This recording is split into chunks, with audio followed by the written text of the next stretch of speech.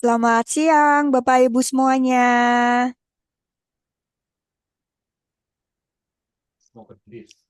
Mohon izin, suara saya apakah terdengar dengan jelas oleh Bapak Ibu? Jelas Mbak Dia. Oke, Salam. siap. Terima kasih Bapak Ibu, Pak Ahmad Sofan. Baik, Bapak Ibu, mungkin kita langsung saja ya, karena dokter juga waktunya lumayan padat, tadi juga repot. Terima kasih sebelumnya sudah berkenan meluangkan waktu dalam webinar Sejuta Senyum Pensiun kali ini untuk menyapa Bapak Ibu semuanya. Baik, mungkin kita langsung mulai saja karena nanti saya yakin ada banyak pertanyaan dari Bapak Ibu semuanya setelah materi dari dokter. Jadi biar tidak berlama-lama lagi. Baik, Bismillahirrahmanirrahim. Assalamualaikum warahmatullahi wabarakatuh, Bapak Ibu semuanya. Waalaikumsalam warahmatullahi wabarakatuh. Waalaikumsalam warahmatullahi. Baik, puji syukur kita panjatkan kehadirat Allah Subhanahu wa taala kepada Tuhan Yang Maha Esa atas limpahan karunia-Nya sehingga kita dapat berkumpul dalam sesi webinar Sejuta Senyum Pensiun batch 77. Jadi mohon izin sebelumnya perkenalkanlah saya Diah Azhari selaku staf pendampingan alumni di divisi di unit ISQ masa persiapan pensiun. Salah satu unit bisnis di ISQ Group atau ISQ Holding ya Bu, secara keseluruhan leadership center, yang mana kita fokus pada program untuk Bapak Ibu yang akan memasuki masa pensiun. Namun sebelum kita memasuki sesi acara lebih lanjut, mungkin berkenan untuk berdoa sebelum kita melanjutkan sesi acara. Untuk itu, mohon izin kepada Bapak Ibu semuanya, berkenan untuk menyempatkan sedikit waktunya, berdoa dimulai.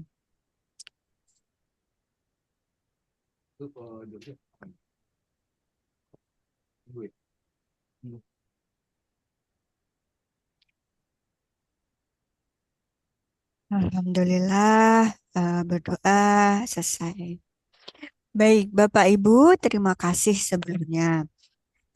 Jadi kami dari ISQ Masa Persiapan Pensiun, mungkin dari Bapak Ibu semuanya ada yang baru join dan mungkin juga terima kasih kepada Bu Dr. Laila yang juga sudah berkenan join. Sedikit saya sampaikan ya Ibu terkait program Sejuta Senyum Pensiun ini. Jadi Bapak Ibu, webinar Sejuta Senyum Pensiun ini merupakan bagian dari program Komunitas Sejuta Senyum Pensiun yang merupakan isinya alumni-alumni dari training ISQ MPP yang semoga kita bisa rutin Ibu Bapak Ibu. Jadi tiap minggu kita mengadakan webinar seperti ini. Temanya tidak jauh-jauh dari materi yang sudah kita berikan, baik terkait wisdom living atau kesiapan mental dan spiritualnya, kemudian financial planningnya, kemudian leveraging aset, dan juga perencanaan aktivitas baik bisnis ataupun yang lainnya.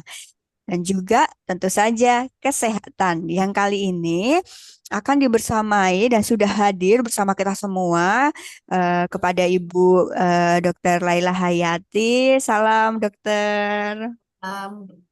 Oke. Sebentar. Iya. Sebelumnya terima kasih kepada Dr. Laila. Mohon izin mungkin hari ini kita akan membahas terkait menurunkan berat badan dengan cara mudah oleh Dr. Laila dari Dr. Laila Hayati, Magister Gizi ya dok ya, di spesialis gizi GK, gizi klinik ya dokter. Iya, gizi klinik. Betul, di pendidikan spesialis klinik FKUI tahun 2007 waktu itu. Kemudian saat ini bekerja sebagai spesialis gizi klinik di Mitra Keluarga Cibubur. Mungkin dari Bapak Ibu ada yang sudah bertemu dengan dokter barangkali yang rumahnya Cibubur. Mungkin nanti bisa bersapa ulang di sini. Dan jika belum, nanti kita akan persilakan di sesi tanya jawab, boleh monggo untuk bisa disampaikan di kolom chat atau disampaikan secara langsung. Namun sebelumnya kita akan mendengarkan tema yang menarik karena tentu saja ini sepertinya bukan hanya masalah anak-anak muda yang sekarang trennya naik ya dok ya, obesitas, Iya. tapi juga di usia-usia lanjut yang tentu saja ini sangat berpengaruh terhadap kesehatan Bapak Ibu semuanya. Untuk itu kepada Dokter Laila Hayati dipersilakan dokter. Terima kasih Mbak Dia. Bismillahirrahmanirrahim. Assalamualaikum warahmatullahi wabarakatuh. Waalaikumsalam. Waalaikumsalam Eh, warahmatullahi Senang sekali bisa bertemu walaupun secara tidak langsung ya dengan Bapak Ibu yang menjelang pensiun ya, Mbak. Menjelang pensiun ya sama kita. Saya juga pensiunan, jadi tidak berbeda terlalu jauh lah ya. Problemnya mungkin mirip-mirip juga ya, terutama yang hari ini akan kita bahas masalah berat badan. Karena rata-rata kalau kita sudah usia-usia di atas 40 itu katanya sih itu akan gemuk, terus berat badannya turunnya susah. Ada juga yang bilang saya minum aja bisa gemuk, minum aja jadi lemak gitu ya. Jadi banyaklah hal-hal yang seperti itu. Mungkin ya faktor usia, faktor hormonal itu banyak pengaruhnya terhadap peningkatan berat badan di masa-masa tersebut ya.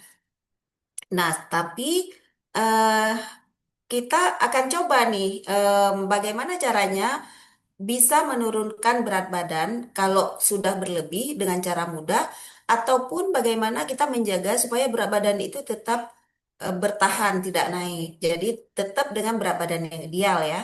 Hari ini kita akan bicara tentang topik tersebut dengan beberapa eh, poin yang akan kita ini ya, yang akan kita bahas ya. eh, kita mungkin nggak sampai seperti ini ya, tapi kalau kita nggak jaga nanti bakal seperti ini. Kalaupun sekarang kita berada di posisi seperti foto ini, jangan merasa minder, jangan merasa berkecil hati. Insya Allah nanti bisa kembali ideal ya. Ini yang kita akan bahas hari ini. Nah, sekarang yang kita bahas itu hari ini pertama kita harus tahu kalau kita gemuk akan sampai ke level obesitas. Nah, kita akan bahas obesitas itu apa. Kita juga bisa ukur sendiri nanti apakah kita termasuk obesitas apa bukan. Terus penyebabnya apa, komplikasinya apa. Jadi kalau kita udah obesitas ada nggak efek-efek ke berbagai organ. Dan yang paling penting adalah gimana nih menanganinya.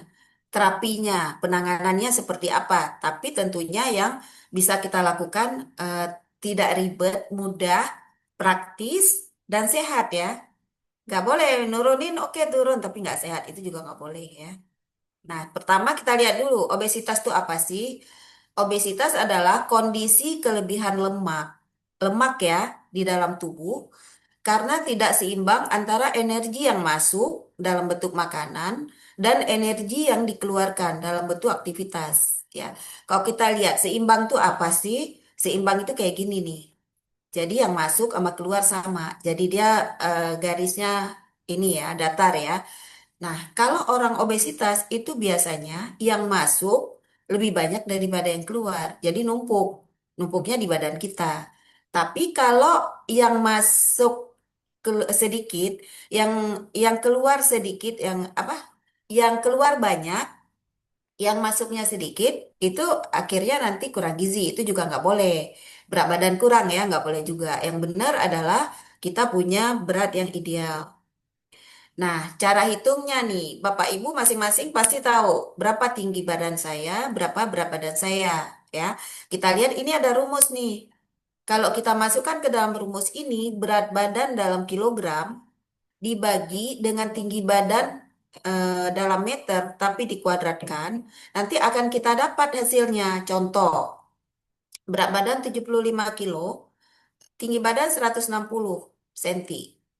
Lalu 75 dibagi 1,6 dikali 1,6. Hasilnya didapat 29,2. Itu nilai IMT, indeks massa tubuh atau BMI. Nah, lalu kita lihat di daftar 29,2 ini posisinya di mana? Kalau kita lihat klasifikasi Asia Pasifik, kita pakai biasanya Asia Pasifik ya.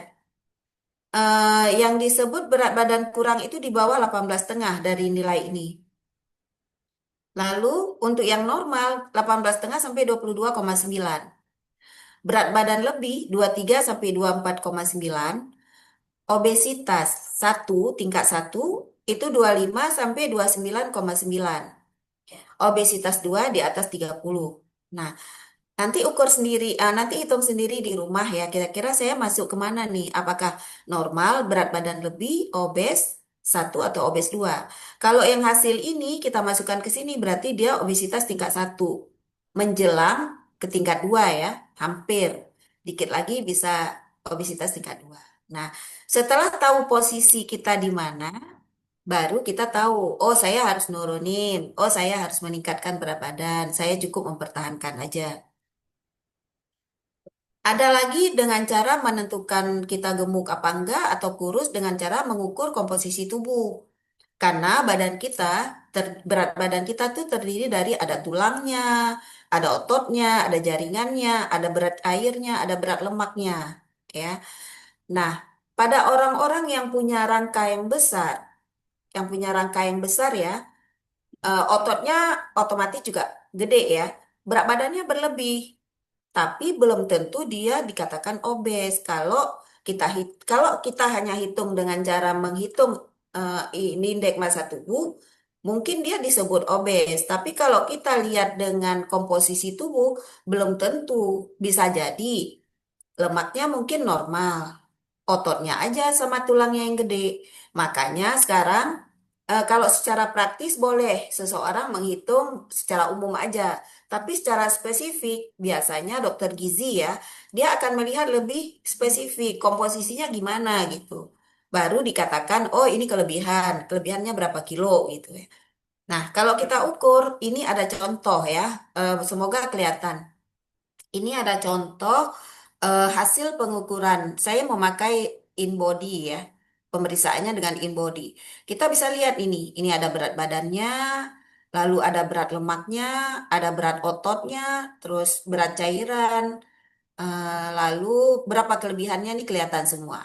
Ini saya tampilkan contoh pada seorang wanita usia 21 tahun.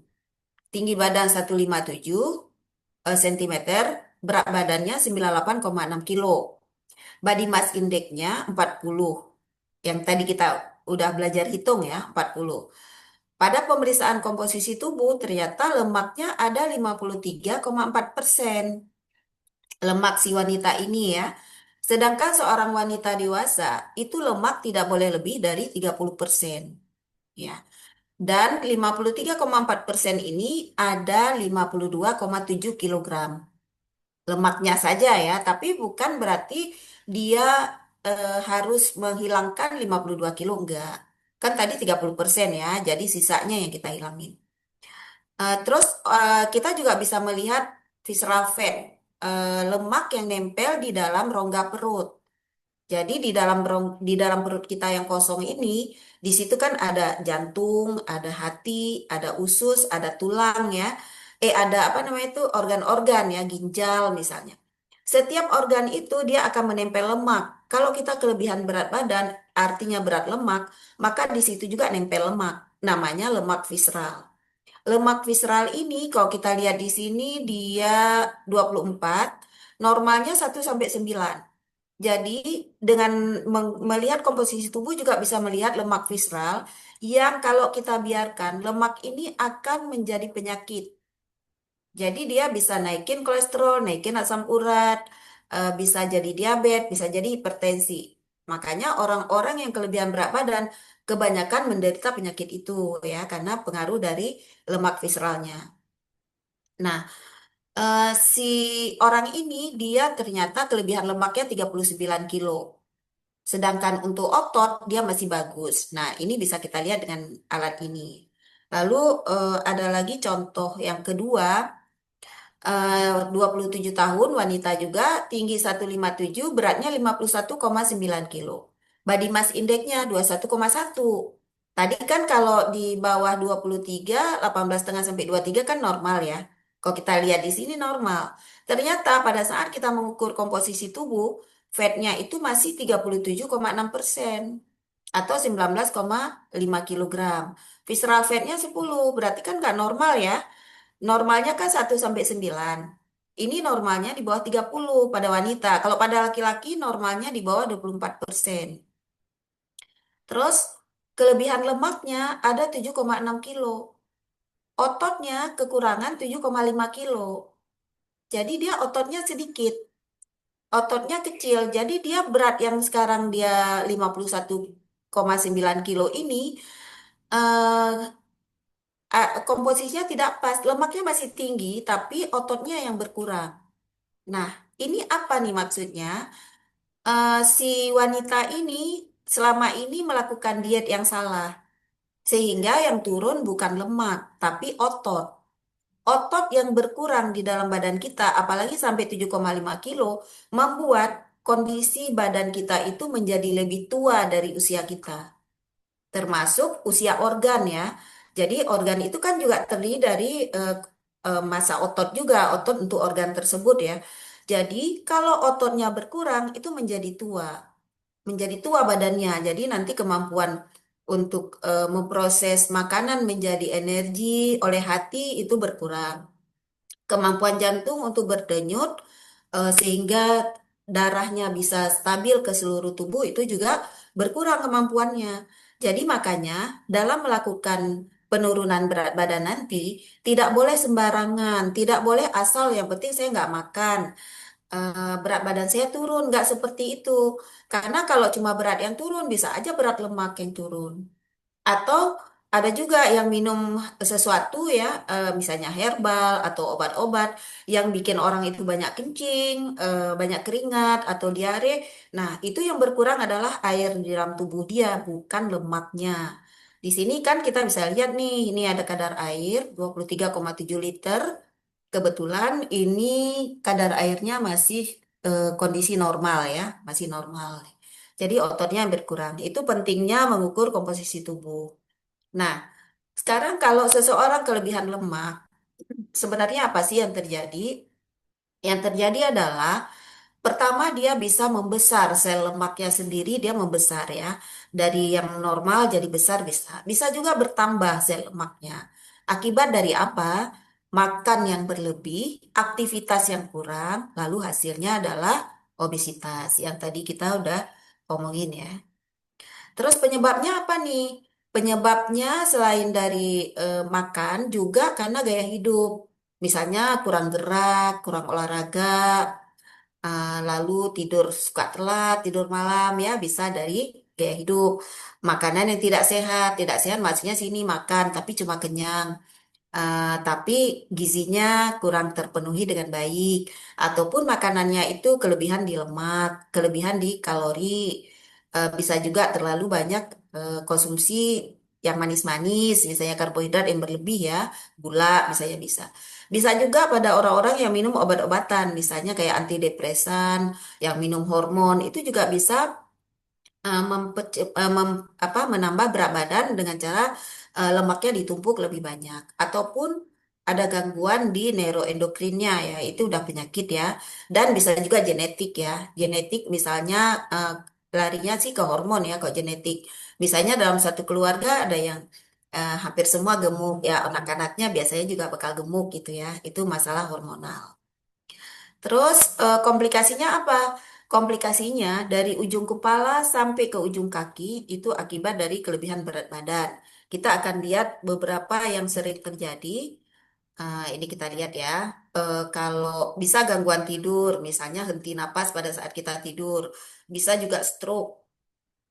Akibatnya jangka panjang ya kalau stroke karena kelebihan banyak lemak numpuk di dalam darah banyak atau tensinya meningkat ya hipertensi bisa juga terjadi diabetes karena gangguan hormon bisa penyakit jantung koroner yaitu tersumbatnya pembuluh darah ke arah jantung akibat tumpukan dari lemak-lemak yang banyak dikonsumsi bisa juga terjadi gangguan hormon atau radang sendi asam urat bisa meningkat bisa varises karena tekanan yang terus-menerus penyakit kantung empedu, misalnya batu empedu bisa terbentuk kalau kita makannya tidak diperbaiki ya atau dipilih dengan yang baik. Kalau orang itu punya asma, asmanya juga bisa lebih cepat, lebih sering kambuh ya. Dan perlemakan hati, mungkin pernah dengar ya, saya dibilang fatty liver. Nah, itu sebenarnya lemak yang numpuk di hati. Jadi dikatakan fatty liver, kita jadi takut. Tapi sebenarnya gampang. Gampangnya gini, turunin aja berat badan dengan cara berat lemak, nanti perlemakan hatinya akan hilang ya. Terus kanker juga bisa, nggak hanya di payudara, tapi di tempat lain juga bisa, karena terjadi inflamasi yang tinggi ya. Sehingga sel-sel yang tidak sehat malah muncul, yang sehat malah tertekan. Yang sering terjadi adalah hipertensi yang nyata ya. Akibat dari obes ini, hipertensi, diabetes, koroner, jantung koroner, osteoartritis, radang sendi, dan eh, ini apa gangguan tidur ya, gangguan napas pada saat tidur. Kita lihat osteoartritis terjadi akibat dari beban sendi yang berlebihan yang menyebabkan nyeri di lutut dan pinggang serta persendian yang lain ya. Jadi nggak hanya lutut, bisa di ini di pergelangan kaki, di tapak kaki, bisa di paha, bisa juga di tulang belakang ya. Kalau kita lihat yang normalnya seperti ini, kalau kita bebannya besar, maka terjadilah seperti ini, lebih sempit dia antara tulang atas dengan bawah jadi lebih sempit ya, nanti dia bisa timbul radang. Kalau untuk penyakit jantung koroner itu kondisi di mana pembuluh darah utama yang mengangkut darah ke arah jantung, oksigen dan nutrisi menjadi rusak ya. Jadi jantungnya sendiri selain memompa untuk seluruh tubuh, dia juga butuh nutrisi. Jadi ada juga darah yang mengalir ke arah jantungnya sendiri. Nah, jantung koroner itu disebut jantung koroner bila pembuluh darah ke arah jantung ini sumbat nih kayak gini nih. Ya, ada lemak-lemak yang banyak sehingga terjadi sumbatan seperti ini. Sehingga alirannya nggak lancar akibat dari penumpukan plak secara perlahan dan sering tidak terdeteksi jangka waktu yang lama ya. Jadi itu. Terus untuk gangguan napas pada saat tidur itu akibat dari penekanan eh, di saluran napasnya ya, akibat dari lemak bisa, akibat dari berat badan yang lain sehingga terjadi penyempitan nih, obstruksi. Jadi pada saat tidur kita tidur terlentang, napasnya jadi kayak bunyi, ngorok itu bagian awal dari osa ini. Ngorok dulu, nanti lama-lama pada saat tidur bisa berhenti napasnya, nanti balik lagi. Tapi kan berhenti beberapa saat itu sudah membuat oksigen yang masuk menjadi sedikit kan. Nah, ini kalau mau tahu nih ya, kalau kita gemuk, perut kita besar kayak gini nih. Ada lemak-lemak yang nempel baik di organ atau di bawah kulit. Nih, subkutaneus di bawah kulit, visceral yang ini nih, yang di dalamnya, yang nempel di organnya. Ini. Terus untuk hipertensi, biasanya hipertensi ini nggak ada keluhannya. Tiba-tiba pas ada keluhan berarti udah berat. Misalnya keluhannya apa? Sakit kepala, sakit di tengkuk. Itu berarti udah berat. Tapi kalau awal-awal hipertensi itu nggak ada keluhannya. Makanya kita harus sering berapa bulan, sebulan sekali cek tensi. 6 bulan sekali kalau bisa ya cek laboratorium untuk tahu kolesterolnya, asam uratnya, gula darahnya masih aman apa enggak. Nah, hipertensi ini adalah kontribusi utama untuk penyakit jantung, ginjal, dan stroke. Jadi tiga ini yang paling sering pada orang hipertensi. Terus, kapan dikatakan hipertensi? Bila terjadi peningkatan 20 apa sistoliknya 20 dan diastoliknya 10 itu berisiko untuk penyakit jantung koroner 2 kali lebih tinggi ya kalau terjadi peningkatan. Normalnya tensi kita di bawah 130/85.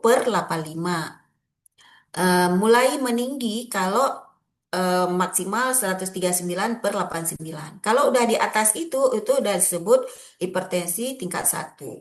Dan di atas 160/100 itu tingkat 2. Ya, udah hipertensi. Untuk diabetes, komplikasi dari kegemukan ke diabetes, itu keluhannya kalau udah berat juga ya, kalau di awal-awal itu nggak ada keluhan.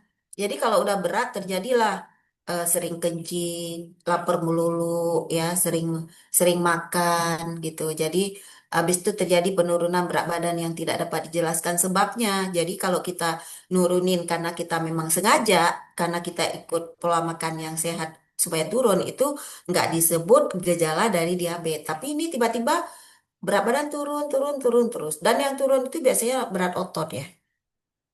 Terus keluhan lainnya bisa terasa lelah, cepat lelah, badan lemah, kadang-kadang kesemutan, gatel-gatel di area tertentu, mata kabur, dan pada pria tuh disfungsi ereksi juga salah satu ya karena kelemahan massa otot. Lalu pada wanita tuh bisa ada gatal-gatal di area kelamin. Untuk gula darah puasa itu dikatakan diabetes bila lebih 126, untuk gula darah sewaktu lebih 200 dan HbA1c itu di atas 6,5 ya. HbA1c ini adalah enzim yang kita periksa eh, yang bisa menggambarkan ini di dalam darah gula darahnya sering tinggi apa enggak. Kalau kita periksa gula darah aja kadang-kadang bisa normal, tapi HbA1c nggak bisa membohongi ya. Kalau dia di atas 6,5 berarti dalam 3 bulan terakhir itu gula darah lebih sering di atas normal daripada normal ya, karena ini normalnya di bawah 6,5. Eh, Bagaimana cara kita menurunkan berat badan atau berat lemak ya pada obesitas? Yang pertama adalah niat dulu nih. Niat enggak nih, mau enggak? Kalau maunya udah 80% aja atau 70% itu udah cukup lah niatnya ya. Tapi kalau antara iya, menggak itu belum boleh ya. Karena ini adalah mengubah pola hidup ya. Modifikasi gaya hidup. Nanti yang penting niat, lalu gaya hidup kita harus perbaiki. Bukan hanya mengatur pola makan ya. Kita di sini akan bicara semuanya baik itu pola makan, olahraganya, dan obat-obatan apa aja ya. Tapi mungkin kita nggak bisa bantu dengan obat. Obat ini kan harus datang langsung ya. Dan ada juga cara bedah ya. Nah, untuk terapi nutrisi dalam menurunkan berat lemak atau berat badan, yang pertama harus ingat semua orang, baik dia gemuk, kurus, ideal, dia berpenyakit atau sehat, atau orang bayi, usia anak, remaja dan usia usia dewasa dan usia tua, siapapun dia harus memenuhi semua kebutuhan tubuhnya. Gizinya harus lengkap. Kalau nggak terpenuhi semuanya, pasti ada yang masalah nanti. Apa aja kebutuhan kita? Kebutuhannya makronutrien. Makronutrien itu misalnya karbohidrat, protein, lemak, mikronutrien itu vitamin dan mineral ya. Dan juga cairan. Nggak boleh kita kebanyakan minum, nggak boleh kelebihan, kekurangan minum juga nggak boleh ya. Ini semua adalah kebutuhan. Dan komposisinya harus seimbang. Disebut diet yang seimbang. Nggak bisa misalnya saya mau nurunin berat badan tapi saya cuma makan lauknya aja, protein aja. Ada tuh diet-diet yang begitu ya. Saya nggak mau makan karbo, itu nggak boleh. Karena karbohidrat juga kebutuhan. Bahkan kebutuhannya bisa sampai 50% ya. Jadi yang kita atur adalah jadwal makannya harus teratur, jumlah kalorinya sesuai kebutuhan setiap individu, dan jenis makanannya. Dalam hal ini, karena kita sedang menghilangkan lemak kita, maka rendah lemak yang kita pilih. Nah, untuk jumlah kalorinya, pada perempuan lebih kurang ya, 1.300 kalori itu harus dapat setiap hari. Pada laki-laki sekitar 1.800 kalori. Ini secara umum ya, kalau spesifik beda lagi. Tapi secara umum bolehlah dengan 1.300 dan 1.800. Nah, untuk memilih jenis makanan supaya rendah lemak, itu sebenarnya gampang. Cukup kita modifikasi cara kita memasak aja dan cara memilih menu. Tentunya yang em, protein yang banyak lemaknya kita nggak konsumsi selama dalam proses penurunan ya. Cara memasak juga nanti kita akan bicarakan. Nah, em, jadwalnya kita makan utama tuh orang Indonesia kan makan nasi ya. Ada nasi, ada proteinnya, ada sayur. Itu makan utama kita ya. Jamnya pagi antara jam 6 sampai jam 8, jam 12 jam 1 jadwal makan siang, jam 18 19 makan malam. Jadwal ini kalau dipenuhi, ini akan terjadi suatu keteraturan sistem. Metabolisme kita akan teratur. Metabolisme yang teratur mempercepat penurunan berat badan. dan membuat sistem badan kita yang membentuk kolesterol, membentuk asam urat, mengeluarkan hormon-hormon itu akan teratur di jalur masing-masing kalau dia seimbang, ya. Terus perempuan itu porsinya, Buka, buka. Tapi yang porsi nasi putihnya itu sekitar 5 atau 6 sendok aja. Tapi lauknya boleh 2 potong, ya. Sayurnya 1 mangkok kecil. Kalau laki-laki porsinya 2 kali perempuan. Nasinya sekitar 12 sampai 15 sendok atau kalau kita ambil nasi dengan centong itu lebih kurang 2 centong lah kalau laki-laki. Kalau perempuan 1 ya. Lauknya laki-laki itu boleh sampai 3. Sayurnya sama, 1 mangkok kecil aja. Semua yang dimakan ini, walaupun 3 kali sehari ya, ini harus makan 3 kali sehari, kecuali orang yang puasa. Nggak boleh ada minyak, santan, mentega. Jadi dalam memasak tidak ada ini, yang merah ini ya. Ini nggak ada ya. Supaya lemaknya rendah tadi, kalorinya rendah. Untuk snack, perempuan dan laki-laki sama. Jam snack itu jam 9 sampai jam 10 pagi dan jam 15.16. Jadi kita makan dalam diet ini 5 kali. 3 kali makan besar, 2 kali snack. Tapi snacknya hanya boleh buah. Nah, berapa banyak buahnya? Baik pagi atau siang itu sama sebenarnya. 1 mangkok ukuran sedang. Pernah makan bakso ya? Kalau pernah makan bakso, tahulah mangkok bakso semana ya. Kira-kira segitulah. Masalah berapa gram nggak usah dipikirin. Yang penting eh, 1 mangkok sedang ya. Itu boleh makan buahnya. Buahnya tidak boleh di jus, jadi dikunyah. Karena kalau di jus banyak menghilangkan vitamin dan mineral yang lain. Buah yang boleh itu pepaya, melon, pir, apel, buah naga ya, belimbing. Itu aja. Nah, jadi tidak ada snack apapun kalau memang pengen beratnya turun cepet ya. Terus pantangannya supaya berat lemak turun, itu nggak boleh minyak, santan, mentega, gula, kecuali untuk bumbu masak, dan terigu. Contohnya roti, mie, kue itu nggak makan dulu ya, karena glutennya. Nah,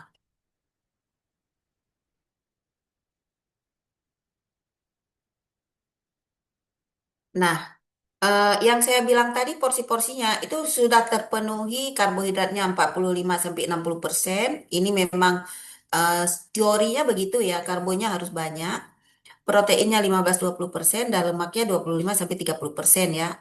Semua dibutuhkan oleh tubuh. Di sini ada karbohidrat sebagai sumber tenaga dan serat, protein untuk regenerasi sel ya. Jadi kita kok kurang protein juga jadi cepat tua juga ya. Karena sel kita rusak. Untuk lemak juga walaupun kita diet, tetap kita masih butuh untuk penyerapan vitamin. Ini contoh karbohidrat ya. Ada beras, ada kentang, ada singkong, ada ubi. Buah-buahan juga disebut karbohidrat. Ini protein, ikan, lalu ini cumi juga protein ya, walaupun dia banyak kolesterolnya. Telur, tahu tempe, udang, daging, semuanya protein. Ini lemak. Makanya kita menghilangkan lemak-lemak yang badan kita nggak butuh ya. Kacang juga lemak ya, jangan salah ya. Dan di dalam ikan, daging, ayam itu juga ada lemak. Tapi itu kebutuhan untuk kebutuhan kita ya. Kalau ini kita nggak butuh sebenarnya. Nah, untuk vitamin itu fungsinya antioksidan, bisa menjadi sumber serat juga, bahan baku enzim dan membantu metabolisme. Jadi penting juga. Ini vitamin berasal dari sayur dan buah. Ini sayur, ini buah ya. Cuma di situ yang ada vitamin dan mineral yang komplit. Untuk air, kita butuh bisa menghitung sendiri ya. Kalau menghitung per kilogram berat badan bisa antara 30 sampai 35 cc per kilogram berat badan per hari atau sekitar 1.500 sampai 2.000 cc per hari ya. Tapi tergantung aktivitas fisik juga. Ini sorry ya, mulai nggak enak. Terus kita lihat jumlah ya. Dalam diet hanya boleh air putih per hari perempuan 1,5 sampai 2 liter, laki-laki 2 sampai 3 liter. Minumnya harus bertahap. Setiap kali kita minum, paling banyak tuh 1 gelas, lebih kurang 300 cc. Setelah 1 jam dari 300 cc ini, kita boleh minum lagi kalau mau. Tujuan bertahap ini supaya lambungnya mengecil. Mengecilnya kembali normal ya. Perlahan-lahan dia normal lagi. Kalau untuk makanan kira-kira ya dari dalam piring kita seperti ini nih. Cuma kita memisahkan ini buah, kita jangan makan di jam makan. Kita jadiin snack aja. Jadi kira-kira ada nasi di situ, ada lauknya, ada sayurannya ya. Terpenuhilah semuanya. Tapi kita pisahin di buahnya. Terus ini juga sebenarnya terpenuhi ya. Ada nasi, ada proteinnya, ada sayur nggak ada ya. Kalau ini masih ada dikit sayurnya nih diselipnya, dinyelip dia ya. Nah, kira-kira kalau seperti ini nih komposisinya udah benar, tapi dia terlalu banyak lemaknya. Lemaknya tinggi.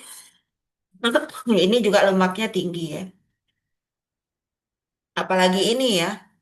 Ini nasinya dikit, ada mie-nya, mie goreng lagi, terus kerupuk. Kerupuk itu enak ya, tapi minyak. Jadi minyaknya banyak banget ya. Terus ini ada kentang, jadi karbohidratnya ini udah banyak banget. Ini yang salah ya. Tapi kalau menghilangkan nasi itu nggak salah. Misalnya ini ada nasi, udah bener. Tapi ini jangan mie, bukan mie di sini. Ini ganti sama sayuran atau ditambah lauk yang lain gitu. Kalau ini kita lihat karbo, karbo, karbo, karbo. Kerupuk itu kan karbohidrat ya. Ini minyak, minyak, minyak, minyak, semua minyak. Gimana kita nggak numpuk lemak ya? Kira-kira kayak gitu gambarannya. Nah, ini lumayan lah lebih tepat ini ya. Kalau kita lihat nih, ada karbohidratnya, ada sayurnya, ada proteinnya ya. Terus ini juga sama, walaupun karbohidratnya bukan nasi, ya nggak apa-apa. Ini kentang karbohidratnya, nih ada sayur, ini ada nasi. Nah, sebagai orang Indonesia yang dari kecil, pada saat mulai makan yang dikasihnya nasi, jangan ganti nasi dengan yang lain. Kenapa? Rasa kenyangnya itu berbeda.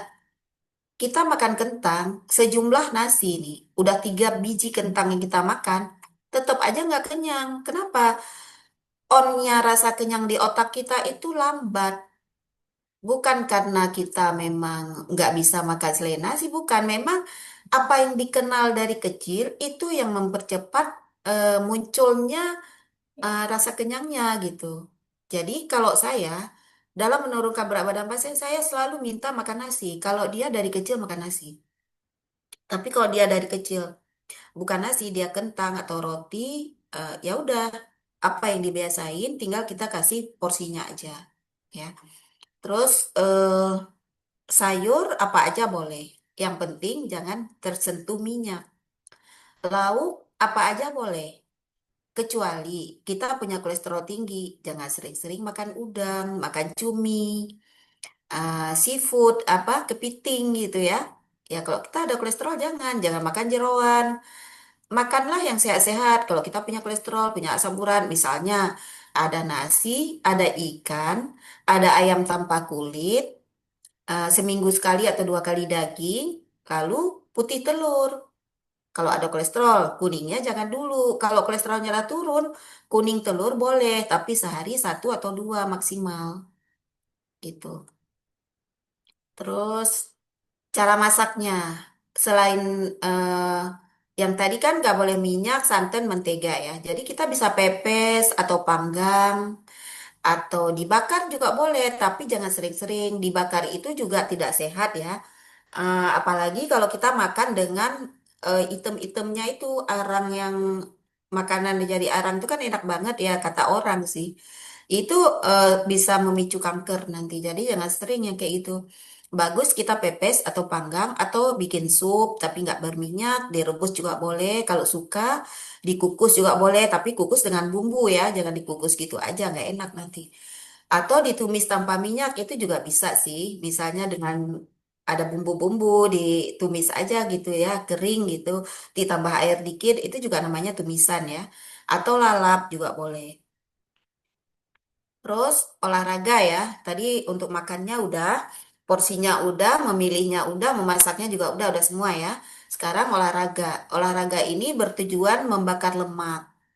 Em, kalau berat badan ideal dan BMI-nya di bawah 30, dari berat badan ideal sampai orang yang BMI-nya di bawah 30 tanpa masalah di tulang dan sendi, misalnya nggak sakit lutut, nggak pernah jatuh, nggak pernah ada kecelakaan yang menyebabkan dia tungkainya bermasalah ya, dia boleh jalan. Jalannya jalan cepat atau jalan di tempat. Kalau lagi musim hujan nggak mau keluar, nggak ada alasan. Hujan dok nggak bisa olahraga ya. Jalan di tempat juga boleh, misalnya di dalam di ruang tamu, di dapur, di teras, di kamar juga boleh ya. Yang penting ada olahraga. Atau kalau kita punya treadmill, kita boleh pakai treadmill kecepatan 4 sampai 5 aja dan tidak naik, tidak begini ya, tapi datar aja gini. Terus bisa bersepeda, bisa berenang, atau senam aerobik, tapi jangan yang high impact. Jadi yang slow aja. Aerobik kayak senam jantung sehat, Zumba, itu juga boleh. Lamanya 30 sampai 60 menit per kali, nggak boleh lebih 60 menit. Ya, waktu pagi sampai sore, dan kalau memakai beban boleh maksimal 2 kilo. Misalnya saya mau otot lengan ini mau ditambah sedikit, dan saat itu berat berat badan nggak berlebih ya, berat ideal atau sedikit di atasnya itu boleh pakai beban. Tapi kalau berat kita masih besar, BMI kita masih 25 sampai 30, jangan pakai beban dulu. Jadi cukup kardio aja nih, jalan, treadmill, sepedaan, berenang, atau aerobik. Ya. Nah, pada yang lebih dari 30 BMI-nya, maka tidak olahraga dengan posisi beban tubuh ke tungkai. Misalnya jalan, aerobik, zumba, itu kan beban badan yang masih besar itu ditampung oleh kedua kaki. Ya, itu akan membuat masalah di sendi nanti.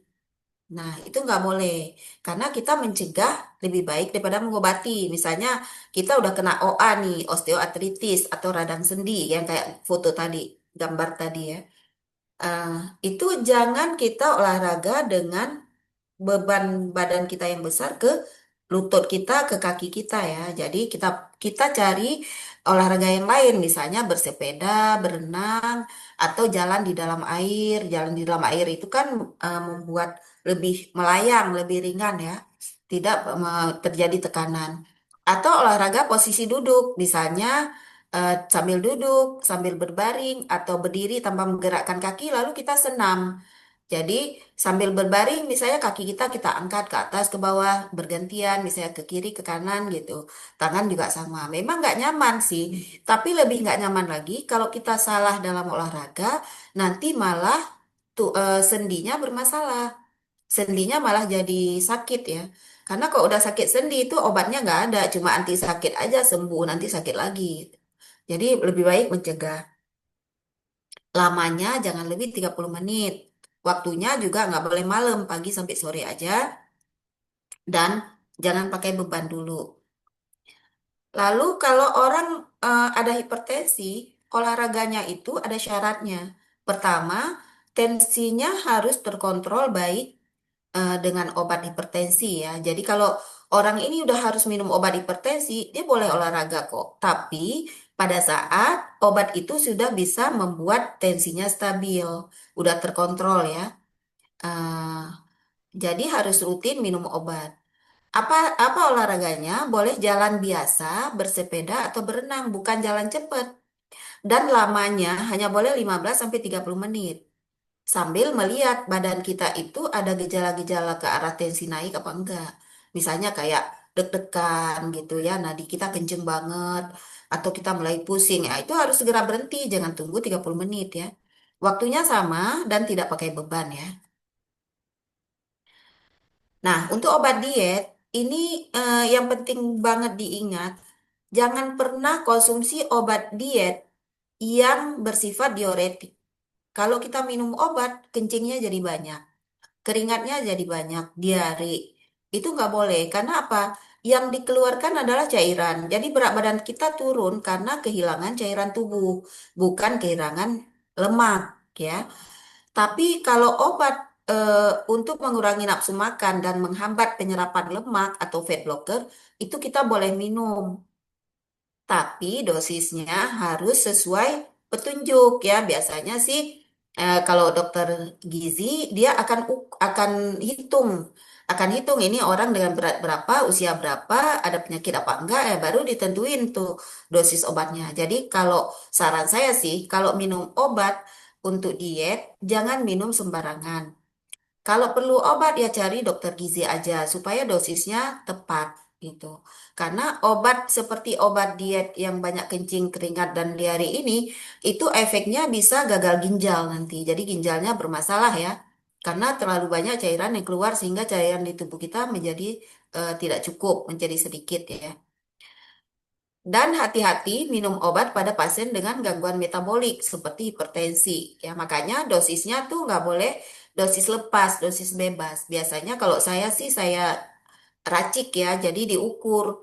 Ini orang ada hipertensi, saya tetap kasih obat, tetapi dengan dosis yang udah saya hitung gitu. Dan kita harus ingat bahwa obat bukan terapi utama menurunkan berat badan. Ya, jadi semuanya berperan, baik itu makan, olahraga, dan obat. Tapi jangan mengandalkan obat, karena kebanyakan orang saya minum obat aja supaya berat turun itu nggak boleh ya. Tetap diet sama olahraganya dijalanin. Nah, kesimpulannya adalah obesitas dapat menyebabkan banyak penyakit. Jadi kita lebih baik mencegah ataupun menangani obesitasnya supaya nggak muncul penyakitnya. Lalu perubahan gaya hidup dan diet yang tepat dapat menurunkan berat badan ya. Jadi nggak mesti pakai obat. Jadi gaya hidup kita berubah aja beratnya bisa turun. Biasanya berat berat turun 1 minggu sekilo. Jadi sebulan bisa 4 sampai 5 kilo turun. Itu dengan diet yang benar ya. Diet yang sehat aja. Kalau turunnya 1 bulan 10 kilo, pasti itu cairannya ikut atau berat ototnya yang berkurang ya. Itu nggak boleh. Nah, karena tujuan kita berat badan dikurangi hanya berat lemak.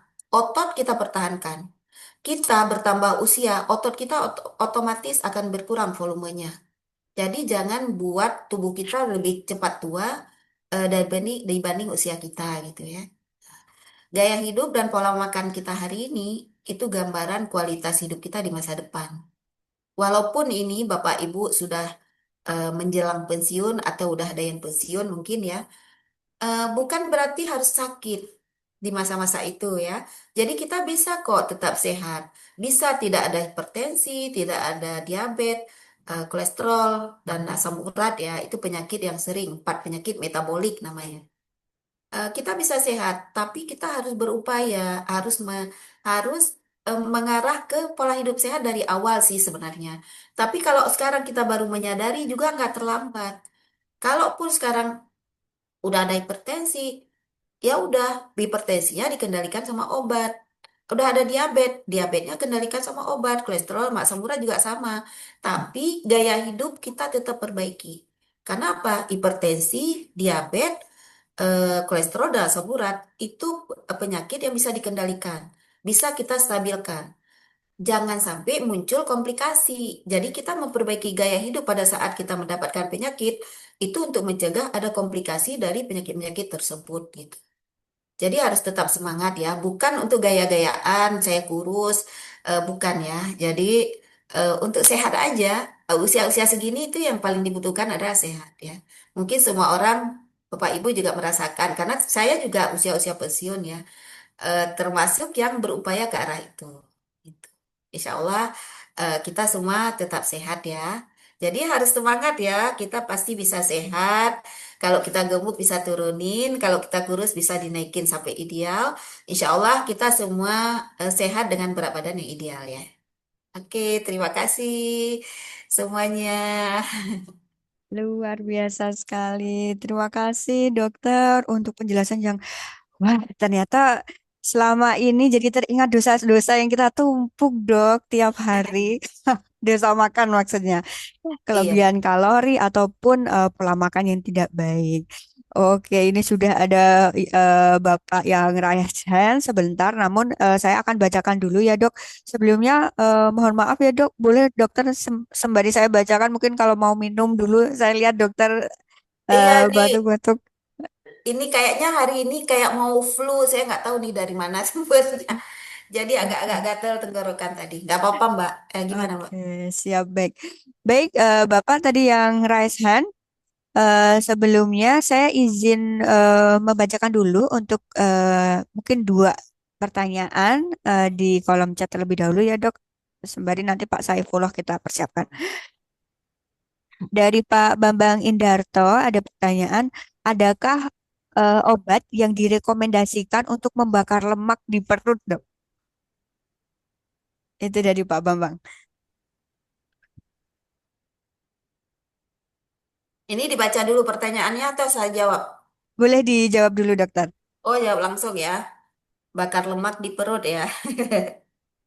Jadi, em, kalau kita gemuk, otomatis eh, tumpukan lemak itu kan sebenarnya seluruh tubuh. Tapi yang paling banyak itu memang di perut lemak kita, ya. Nah, karena rata-rata kita ini obesitasnya obesitas sentral ya, gemuknya di perut. Apalagi kita kalau punya aktivitas banyak duduk. Jadi apa yang kita makan dia mau dikirim kemana nggak tahu nih, orang nggak bangun-bangun nih duduk terus. Akhirnya ya udah tumpuk aja di perut gitu ya. Jadi perut memang cepat besar. Kalau kita nurunin, kalau kita memang benar dietnya dan yang turun itu lemak, yang kecil pertama memang perut. Jadi bukan karena obat, sebenarnya obat hanya membantu membakar lemak, tapi seluruh tubuh, bukan hanya di perut. Nah, yang saya lihat selama ini, kalau pasien saya turun beberapa kilo, misalnya 5 kilo, itu otomatis lingkar pinggangnya langsung kecil. Jadi ukuran-ukuran celana, ukuran ikat pinggang ya, itu pasti langsung kecil, karena memang dia paling banyak numpuk, dia paling cepat hilang gitu. Nah, syaratnya adalah tadi makan dijaga, olahraga teratur setiap hari. Seperti yang saya bilang tadi itu semua olahraga membakar lemak ya. Lalu memang ada obat-obat yang biasa kita berikan yang bisa membakar lemak tapi tidak spesifik di perut, dia di seluruh tubuh. Semua sel, semua lemak di seluruh tubuh akan terbakar dengan obat-obat tersebut. Tetapi kita kan nggak boleh mengandalkan mengandalkan obat aja ya. Nah, ada obat sih yang namanya fat blocker. Itu bukan membakar lemak di perut, tetapi dia mencegah lemak yang kita makan untuk diserap terlalu banyak. Dia akan dibuang sekitar 30%. Ada obatnya. Tapi 30%, ingat loh 70% tetap masuk ke badan kita. Ya kan tetap menjadi lemak lagi. Tetapi kalau kita nggak makan lemak dan nggak minum fat blocker, maka yang tidak masuk itu 100%. Kalau kita makan lemak, minum obat, masuk 70, keluar 30 kan rugi. Udah bayar mahal kan? Masuk juga 70. Kalau 100% nggak masuk boleh lah, tapi nggak boleh obat seperti itu. Mungkin terjawab ya. Oke, begitu Ya. Pak Bambang untuk jawabannya. Mungkin ada tambahan Pak sebelum saya ke pertanyaan selanjutnya dari Pak Gusmat. Oke, Bu, mau tanya, kan selama ini ada juga olahraga, terus gerakan-gerakan yang katanya bisa mengecilkan perut. Itu benar nggak ya? Iya benar. Olahraga kan? Olahraga Iya. yang bisa membakar lemak di perut yang paling bagus itu jalan kaki. Bukan Oh, olahraga memakai alat-alat ya. Kalau kita misalnya ke fitness, lalu kita pakai alat-alat, ini untuk perut, ini enggak. Itu semua alat-alat yang dipakai yang menambah beban ke otot itu itu membesarkan otot, tidak membakar lemak. Jadi olahraga yang membakar lemak itu adalah olahraga kardio istilahnya. Kardio itu bisa jalan, bersepeda, berenang, senam, aerobik, apalagi tadi ya.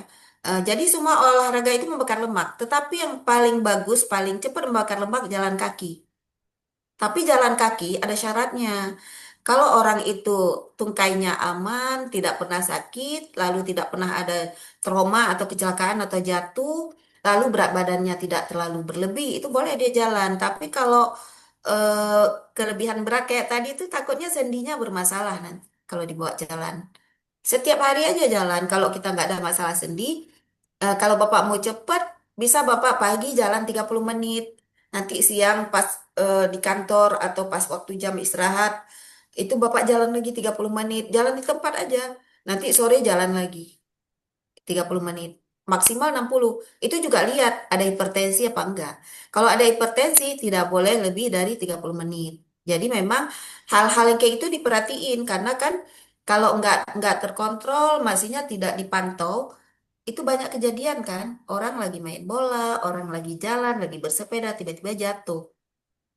Ada yang tertolong, ada yang enggak. Kenapa? Kita nggak pernah tahu kita punya hipertensi apa enggak, kita punya penyakit jantung koroner apa enggak gitu. Makanya hati-hati, jangan olahraga berlebih-lebihan. Jangan menganggap makin lama olahraga saya makin cepat nurun lemak. Enggak, salah. 60 menit itu maksimal per kali. Tapi boleh dilakukan 2 sampai 3 kali per hari. Kalau mau dan punya waktu. Ya. Kalau lebih dari 1 jam kita nggak berhenti, lalu kita pikir lemak kita dibakar, enggak. Setelah 1 jam, itu yang diambil sebagai kalori adalah glikogen otot. Karena orangnya udah lelah. Jadi sebelum 1 jam itu masih lemak yang dipakai. Dan olahraga yang intensitas tinggi seperti lari itu nggak pakai lemak lagi sebagai sumber kalori, tapi glikogen. Jadi itu yang membuat anjurannya adalah kardio aja. Kardio itu yang sedang ya, ringan sampai sedang. Terima kasih dokter. Begitu mungkin Pak Bambang untuk jawabannya luar biasa sekali. Tercerahkan ini dok. Jadi cukup sejam ya dok ya untuk intensitas olahraganya. Iya, maksimal per Hmm, kali ya, per kali. per kali. Oke. Baik, izin menyampaikan pertanyaan dari Pak Busmart. Dok, kalau menerapkan perbaikan pola makan dengan cara intermittent fasting atau water fasting, bagaimana dok? Atau dengan sistem OMAD ya, mana yang lebih baik dok? Itu pertanyaan dari Pak Busmart. Nah, sekarang kan lagi tren intermittent fasting ya. eh Kalau tanya saya ya, saya nggak setuju cara seperti itu. Karena apa? Metabolismenya nggak bagus. Pada saat kita nggak makan apa-apa, metabolismenya basal terus. Dan itu lama, dari malam sampai ke siang, kok nggak salah. Ya kan? Nah, itu basal terus. Itu tidak ada pemakaian energi. Lalu kita makan apa aja. Kok nggak salah saya polanya kayak gitu ya. Makan apa aja boleh, tetapi hanya dalam waktu sekian sampai sekian jam gitu ya. Benar nggak ya, Mbak? Gitu kan? Betul, Ibu. Tergantung ada jeda makanan Ah, ah, iya. 8 jam, 6 Jadi orang yang diberikan waktu makan singkat, dia berusaha makan apa aja yang dia mau. Sehingga saat itu masuklah kalori yang berlebihan. Akhirnya apa? Hatinya, levernya bekerja keras saat itu. Dan itu bahaya. Metabolismenya nggak teratur, nggak seimbang. Makanya saya nggak setuju dengan intermittent fasting ya. Eh, dan yang kita makan itu nggak terpilih. Apa aja kita makan gitu. Mau kalori tinggi, mau lemak tinggi, mau apa, semua kita makan. Kita pikir berat badan bisa turun, memang bisa turun. Tapi rata-rata yang saya ukur, orang setelah intermittent fasting, yang berkurang itu ototnya. Karena kalorinya nggak cukup, tapi lemaknya nggak hilang. Nah, eh, kalau bagi yang Muslim, kalau mau intermittent fasting, puasa aja. Puasa itu teratur, dia ada sahurnya, bukannya segera, sahurnya belakangan, kan gitu petunjuknya. Jadi lebih sehat dan tidak terlalu lama. Makanya kan anjurannya juga sahur menjelang azan subuh, berbuka setelah azan maghrib langsung, jangan ditunda-tunda gitu. Kenapa? Supaya metabolismenya nggak terlalu berubah jauh gitu. Dan penelitian intermittent fasting adalah pada orang puasa Senin Kemis. Beda ya. Petunjuknya jadi beda kan? Kalau intermittent kan dia nggak makan dari pagi kan? Berarti terakhir makan malam kan? Berarti terlalu jauh kan waktunya? Kita berpikir lemak kita dibakar. Enggak. Yang diambil adalah glikogen otot. Makanya ototnya menurun volumenya. Gitu. Kasih dokter. Begitu Pak Busmat, mungkin ada tambahan Pak. Sebelum saya mempersilakan Pak Saifullah tadi sudah raise hand terlebih dahulu. Dok, tanya dok, kan kalau water fasting juga ada dok. Misalnya ya water fasting itu kita hanya minum air putih ataupun kopi, black coffee atau teh tanpa gula. Nah, tetapi juga digabung dengan intermittent fasting. Nah, satu lagi ada yang one meal a day gitu loh dok, hanya sekali makan sehari gitu loh dok. Nah, itu yang kalau melihat tadi itu tidak dianjurkan ya dok. Iya, Kalau one meal a day gitu, jadi hanya sekali makan. tetap tidak cukup, Pak. Jadi kalau dalam misalnya Bapak 1.800 kalori, Bapak jadiin satu kali, nggak akan dapat 1.800 kalori. Paling-paling dapat 1.000 kalori, jadi nggak akan dapat. Nah, akhirnya badan itu akan mengambil dari glikogen otot. Jadi otot kita yang tadinya baik-baik aja malah berkurang volumenya. Gitu. Bukan lemak ya dok yang diambil ya dok. Enggak, glikogen otot. Lemaknya tetap. Lemak itu hanya dipecah dengan Hmm. olahraga, aktivitas, dan dengan obat sih sebenarnya. Dan jangan memberikan lemak. Kalau kita masih kasih lemak, badan itu nggak akan mecah lemak sendiri. Jadi Oke, memang kalau mau lemak yang hilang, lemaknya yang dikurangi dari makanan kita. Tapi lemak yang badan nggak butuh. Jangan kita nggak makan hewani sama sekali. Itu nggak ada masuk lemak nanti. Gitu. Jadi kalau kalau anjuran saya sih, kalau kita nggak berpuasa, tetap makan 3 kali sehari. Tapi porsinya bukan porsi sekaligus banyak. Porsi Hmm, dibagi 3 tadi, ditambah dengan snack 2 kali. Jadi badan itu nggak lelah dia dalam mencerna sekaligus satu waktu. Hati itu nggak berat, jadi dia bisa bekerja dengan lebih ringan untuk mentransfer, memecah, eh, mentransfer kemana-mana yang butuh ya. Tapi kok oke, sekaligus masuk, itu sel kita dalam kondisi sangat lapar, lalu kita kasih makan, itu sangat cepat diserap lagi, sangat cepat lapar lagi gitu prosesnya.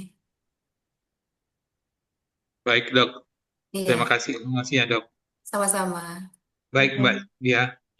Baik, terima kasih Bapak untuk pertanyaannya. Luar biasa sekali. Oke, baik. Saya persilahkan tadi yang sudah raise hand pertama kali Pak Saifullah. Semangatnya menyala-nyala nih. Monggo silahkan Pak Saifullah. Apakah masih standby Bapak? Oke, Masih, Mbak Dia. Terima silakan kasih. Bapak. Baik. Assalamualaikum, Bu Dokter, Bu Lia, dan Waalaikumsalam teman-teman semua. warahmatullahi. Selamat siang, salam kenal Bu, Bu Dokter, Bu Lela, Dokter Lela. Saya Saiful. Eh, saya ada beberapa pertanyaan nih, Dok. Yang pertama, tinggi sekarang 171, berat badan 64.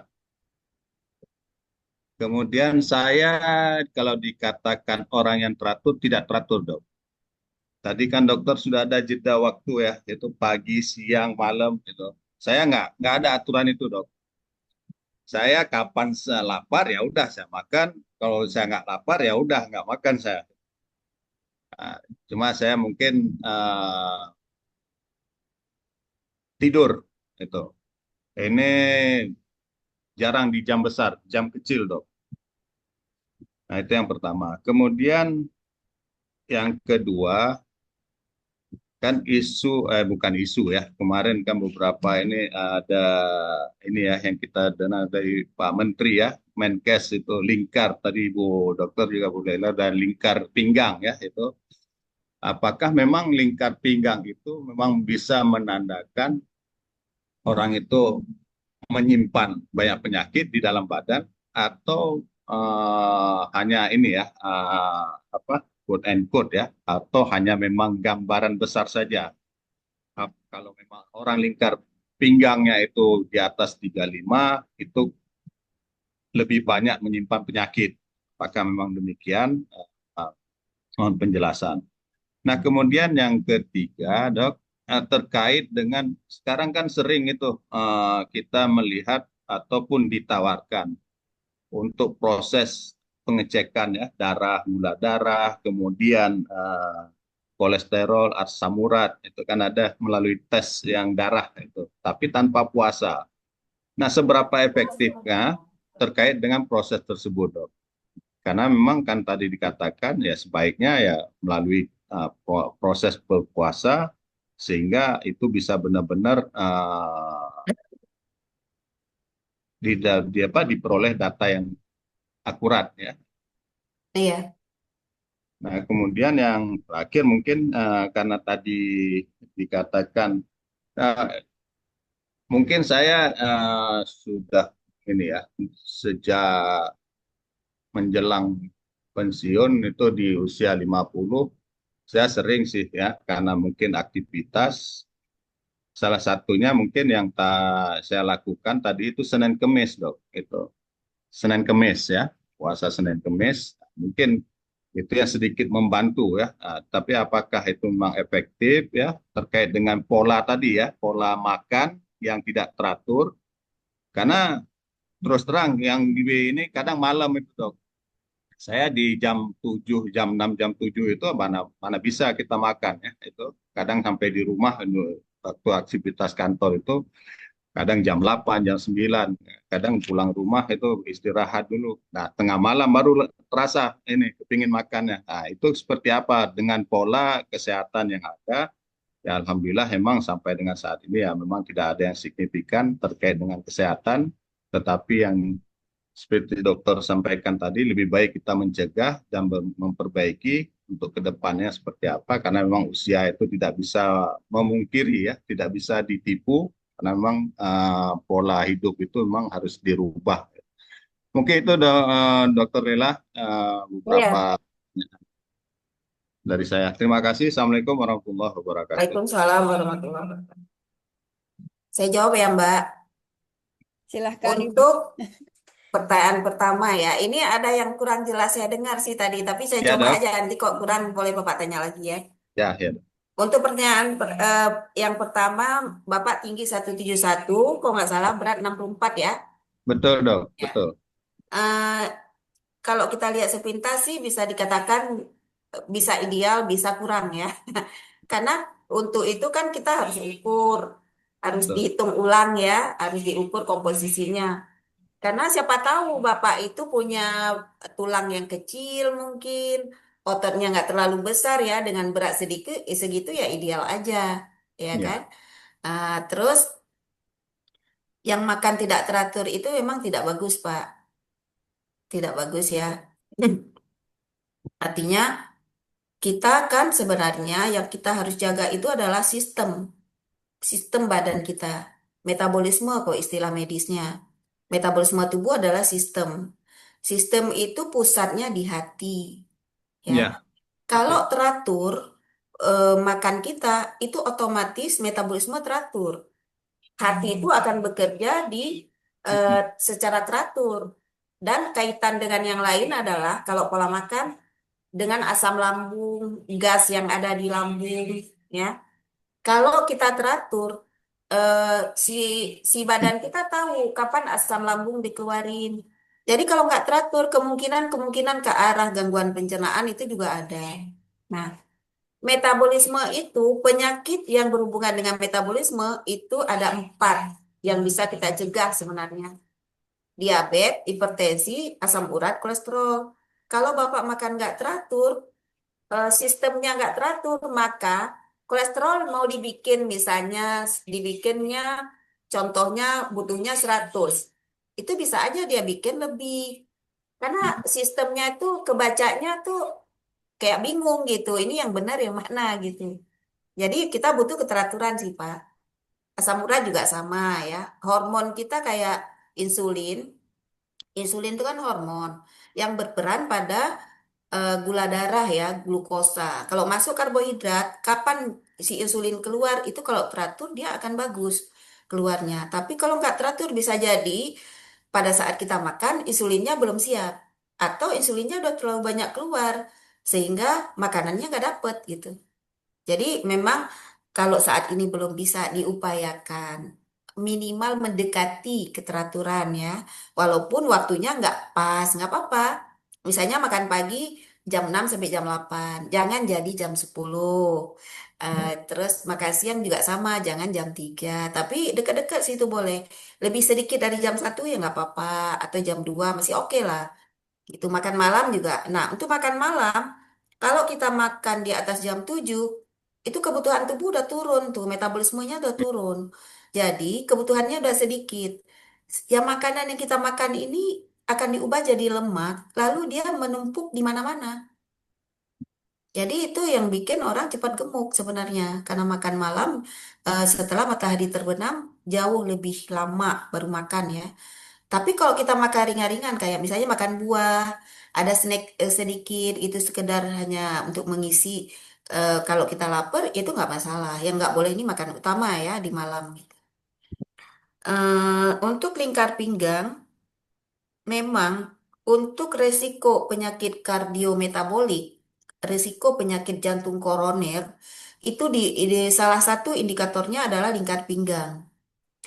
Lingkar pinggang itu bisa jadi indikator karena bila lingkar pinggangnya besar, misalnya laki-laki di atas 90, perempuan di atas 80, batasnya kayak gitu, Pak.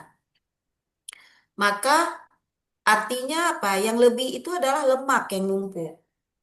Karena saya bilang tadi, kalau kita gemuk, lemak kita tuh nggak kemana-mana, yang paling banyak itu di perut. Jadi bila lingkar pinggang besar, pasti lemaknya bertambah. Karena otot di bagian perut kita itu nggak sebanyak otot di bagian kaki atau lengan. Jadi, kalau perut kita besar, bukan berarti otot kita banyak di situ enggak.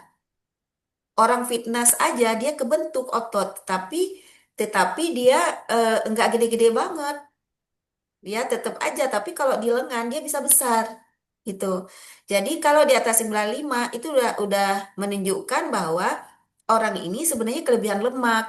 Efeknya ke penyakit kardiometabolik yang saya sebut tadi itu satu-satu tuh jantung koroner itu resikonya lebih besar. Kok nggak salah saya sekitar 30 sampai 40% lebih besar bila lingkar perut di atas 95 batasnya ya.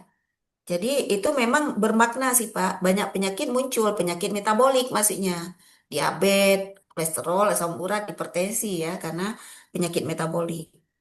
Kemudian yang ketiga, ini kalau ada yang kurang nanti boleh di ini ya. Yang ketiga itu tes pada saat kita periksa lab, harusnya kan puasa. Ya. Harusnya puasa, tapi kadang-kadang tesnya nggak puasa. Nah, pada orang yang tidak berpuasa, yang bermakna yang berpengaruh terhadap pemeriksaan ini adalah trigliserid dan gula darah puasa ya. Jadi kalau kita nggak puasa, kita tetap boleh tes, tapi yang dicek misalnya gula darah sewaktu, kolesterol total, LDL, HDL, asam urat, itu nggak pengaruh, Pak. Yang pengaruh itu trigliserid. Karena trigliserid itu memang menunjukkan bagaimana pola makan kita yang baru terjadi. Tapi kalau kolesterol, LDL, HDL itu sebenarnya lama, jangka lama dia baru berubah. Jadi kita nggak puasa pun itu tetap bisa bermakna dalam pemeriksaan. Terus untuk kok nggak tadi nomor 4 ya kebetulan nih rumah sakit saya lagi ini nih lagi ada renovasi. Jadi tadi itu ada orang ngebor bunyinya kenceng banget. Jadi saya kurang dengar yang saya dengar cuma puasa Senin Kemis ya. Bapak suka puasa Ya, Senin Kemis ya Pak? ya saya berusaha untuk itu dok, benar itu Ya. sekarang. Jadi gini Pak, untuk puasa ya ini untuk ini kita Muslim semua atau ada yang bukan ya? Semua ya. Anggap aja begitu ya. Jadi untuk orang yang berpuasa itu ada pola makan khusus. Pola makan untuk orang yang berpuasa. Puasa itu wajib makan sahur. Secara secara agama mungkin ya sunnah, tapi kok saya secara medis saya bilang wajib. Makannya apa? Makan besar, Pak. Jadi ada nasi, ada proteinnya, ada sayur dikit, ya. Nah, ini dok, saya potong dok. Ini malah saya kalau sahurnya itu malah kadang enggak. Saya menjelang tidur aja kadang itu air minum itu kan, itu karena tadi jam kecil itu dok. Ya. Itu paling minum. Nah, paling kalau memang ada buah ya buah itu di gitu ya. menjelang itu. Malah sahurnya saya kadang enggak, nanti lapar, udah langsung subuh gitu dok gitu. Sebenarnya jangan begitu, Pak. Malah itu ya Sebenarnya diwajibkan ya, disarankan itu dok ya. karena ada kebutuhan kan. Kalau Iya, kita iya. nggak makan sahur, berarti kalori yang kita makan itu sangat sedikit. Hmm, Nanti bisa aja masa otot kita yang kepake ya, glikogennya oke. yang pakai. Tadi itu ya. Jadi kalau saran dari saya tuh tetap makan nasi, ada karbohidrat lah. Ada karbohidrat, ada protein. Kalau sayur ada lebih baik karena lebih lama rasa laparnya muncul, kenyangnya lebih lama. Bisa juga nggak pakai ya. Minimal kalau Bapak mau puasa, Bapak makan kurma boleh karena kurma tuh nutrisinya lumayan komplit. Oke. Misalnya 5 butir, 6 butir, 7 butir tuh boleh. Nanti minum air putih. Tapi kalau Bapak dapat protein di situ lebih baik lagi karena rasa kenyangnya jauh lebih lama ya. Lalu kita berpuasa saat berbuka jangan langsung makan. Jangan langsung makan besar, tapi kurma lagi atau buah. Minumnya air putih, lalu sholat maghrib. Habis sholat maghrib kita makan besar. Ada nasi, ada lauk, ada sayur.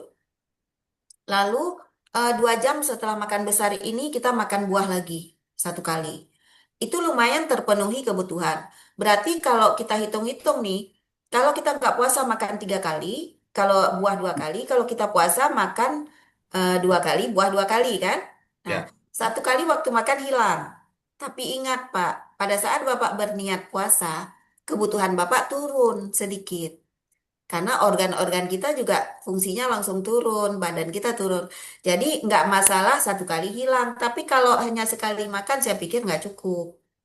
Nggak cukupnya itu kan organ kita juga butuh energi ya, untuk jantung, untuk usus, untuk hati ya, tetap butuh energi. Jadi untuk puasa Senin Kamis itu bagus banget ya, karena seperti mengistirahatkan organ kita 2 hari dalam seminggu. Jadi Bapak kalau udah biasa lanjutkan Pak. Selain untuk kesehatan, pahalanya juga banyak ya. Lumayan menutupi yang dulu-dulu mungkin kita kurang benar ya puasanya ya. Jadi lanjut Pak, semangat ya Pak. Jadi tetap lanjut. Nah, pada saat orang mungkin yang lain ya, kalau saya nurunin, saya puasa gimana? Boleh puasa baik untuk puasa, tapi pertama niatnya nggak boleh salah. Tetap niat puasa untuk dapat pahala, bukan untuk nurunin berat badan ya. Ya. Yang kedua, eh, tetap seperti pola yang saya sebut tadi, tapi yang dihindari itu tetap minyak, santan, mentega, ya, gula. Nah, itu tetap yang dihindari ya. Jadi kita buka puasa nggak mesti berbuka dengan yang manis. Itu iklan sirup, Pak. Jadi tetap manisnya itu dapat bisa dari kurma, bisa dari buah, gitu. Jadi baru nanti setelah kurma dan buah masuk, punya energi untuk lambung, untuk usus, untuk pankreas, baru kita makan besar. Jadi pada saat kita makan besar, lambung usus kita tuh udah siap untuk bekerja dari energi awal tadi. Gitu. Ada yang kurang ini Pak, yang kurang Clear, terjawab mungkin karena saya clear. tidak begitu dengar. Dok, Bu dokter udah clear, udah terjawab semua Oke. dok.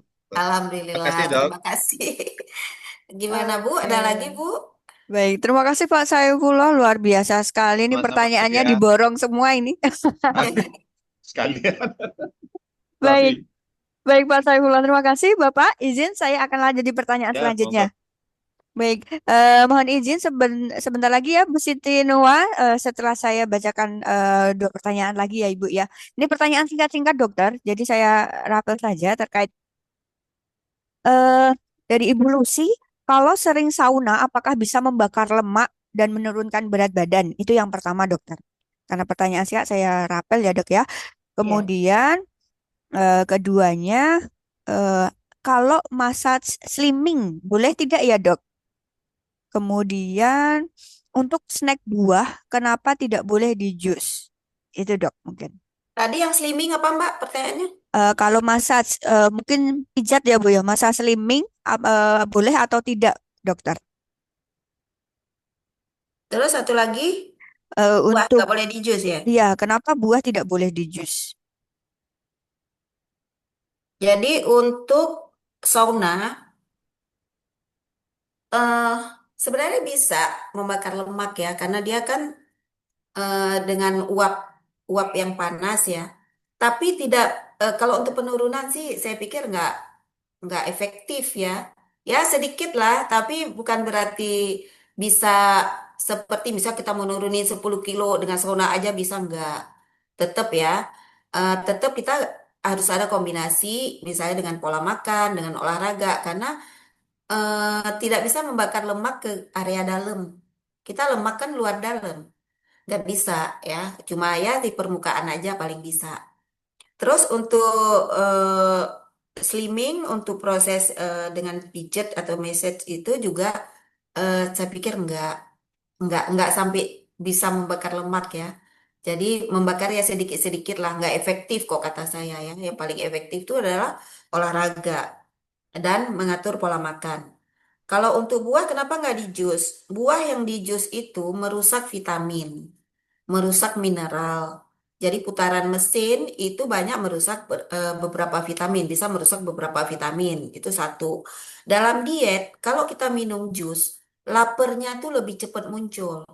Karena si juicer atau si blender ini sudah mengambil alih fungsi lambung. Kalau kita makan utuh, lambung kita perlu memproses dulu, kasih enzim dulu. Itu sebenarnya penyerapannya juga lebih baik ya. Kalau kita jus, enzimnya tuh kadang-kadang nggak semua dapet. Jadi penyerapannya jadi lebih tidak baik. Dan lebih cepat lapar itu kalau kita diet, kita nggak boleh lapar sebenarnya. Jadi diet, pola makan, tapi jangan dalam kondisi lapar. Itu nggak bagus. Nggak bagusnya semuanya ya, lambung nggak bagus, psikologis juga nggak baik ya. Jadi kalau kita kunyah, kenyangnya lama gitu. Terus 3 jam lagi kita udah makan lagi ya.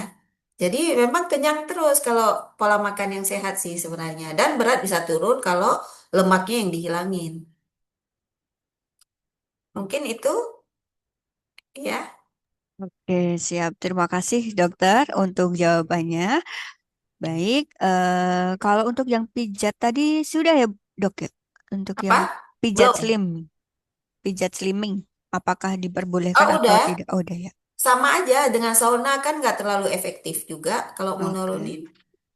Oke, baik. Silahkan yang sudah raise hand kepada Bu Siti Nua, boleh untuk menyampaikan pertanyaannya ya Bu ya. Mungkin boleh Ya, diperingkas Bu, karena nanti ada oke, beberapa siap. pertanyaan. Oke, silahkan. Assalamualaikum, Dokter Lela. Eh, ini dok, kalau misalnya pernah cedera gitu ya, kalau habis olahraga itu berasa sakit di telapak kaki sama punggung gitu dok. Apakah saya kan Oh, pernah boleh cedera gitu? kurang jelas, boleh lebih keras nggak? Cedera terus dok, pernah cedera waktu olahraga gitu dok. Jadi telapak kaki itu kadang sakit sama punggung gitu dok. Apakah harus pakai obat ataukah memang perlu ada fisioterapi gitu dok?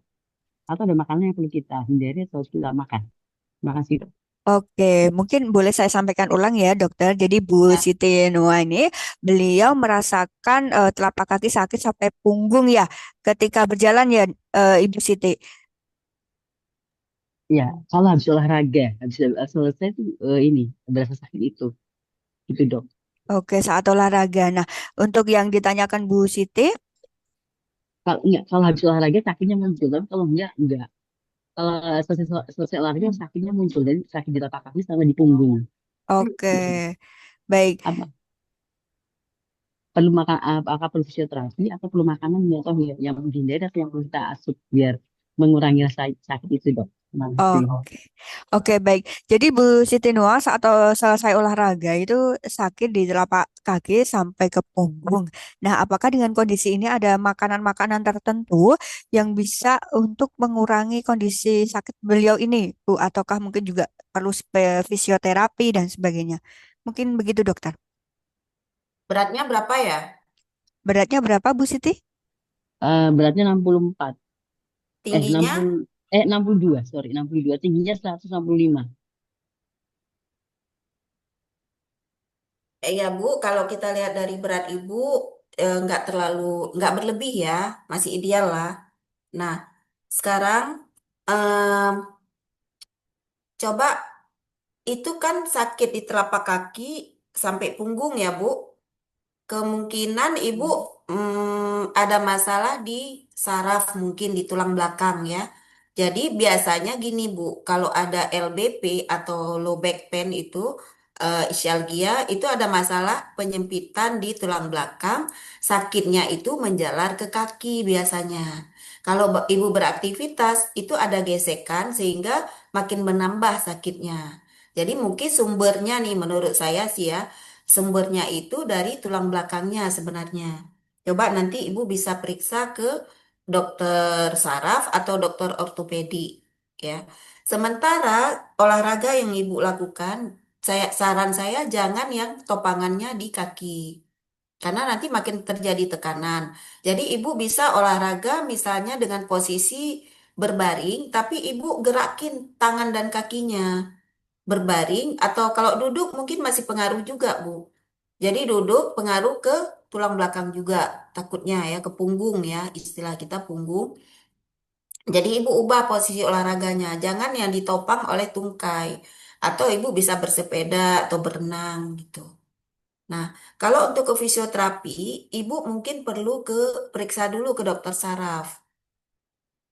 Ke dokter saraf atau dokter ortopedi ya. Tapi saran saya sih ke saraf dulu. Coba lihat ada nggak masalah. Jangan langsung fisioterapi karena takutnya nanti nggak tertangani penyakitnya. Maksudnya apa nih masalahnya kan kita harus tahu dulu ya. Baru kita bisa tentukan fisioterapinya seperti apa gitu. Gitu Bu Kalau untuk Siti. makanan sih sebenarnya nggak pengaruh ya Bu, kecuali Ibu punya asam urat. Nanti kakinya sakit itu bukan karena gerakan, tapi bangun tidur sakit, bukan karena bergerak. Nah, itu baru kita kurangi makanan asam urat kayak seafood, jeroan, terus kacang-kacangan. Itu kalau asam urat tinggi, tapi kalau ini kan sakitnya karena aktivitas kan, bukan karena diem tersakit gitu. Heeh. Oke, mungkin begitu Bu Siti. Iya, karena saya pernah cedera dok. Waktu basket tuh saya didorong, jadi jatuh gitu dok. Kena di tulang ini punggung. Apa Oh, Bu? mohon izin mungkin boleh diulangi Bu Siti. Pernah cedera waktu basket pernah cedera, jadi kena di tulang punggung saya gitu dok. Oke, jadi Bu Siti pernah cedera di tulang punggungnya, dokter. Iya benar. Nah, pernah cedera dok. Jadi tulang punggung saya kena sampai lepas gitu loh, dok. Waktu saya olahraga basket.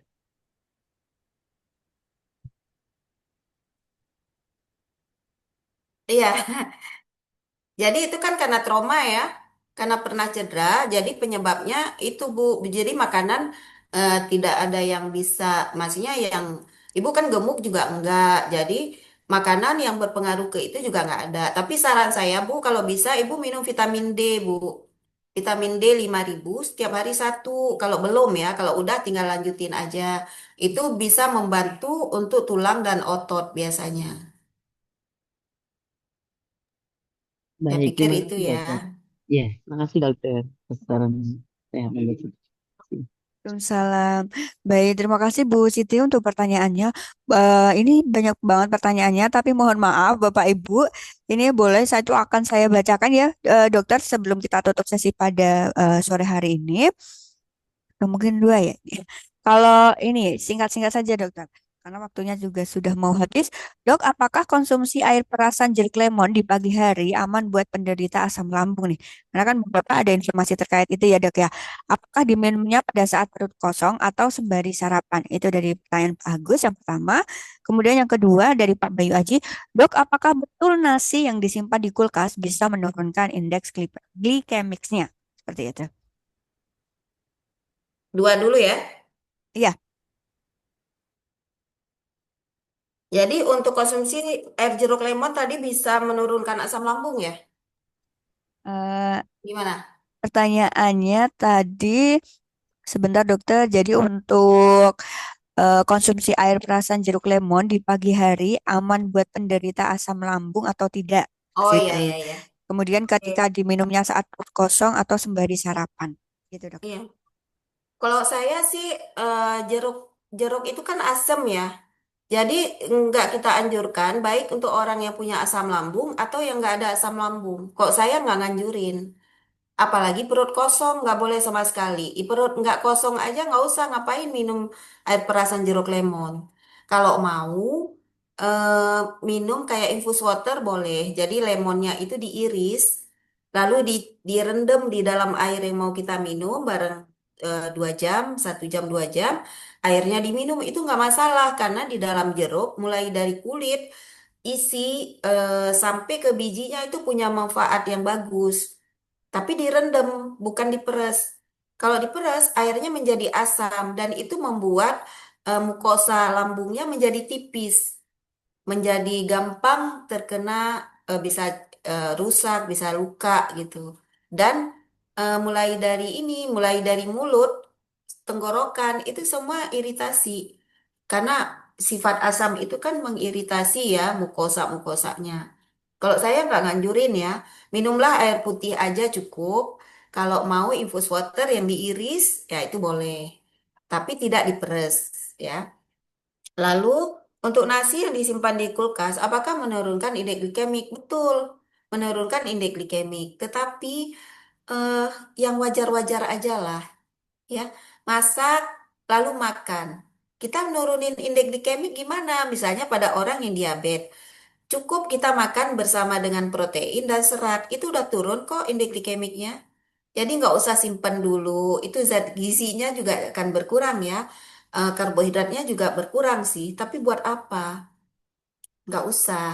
Kalau saya yang wajar-wajar aja, makan nasi ya nasi yang baru dimasak pagi, dimakan sore masih oke, tapi jangan nasi kemarin dimakan hari ini. Kalau saya sih nggak menganut itu, karena secara nutrisi juga kita kan butuh. Jadi kalau makanan itu udah nutrisinya sangat kecil, buat apa kita makan cuma serat aja?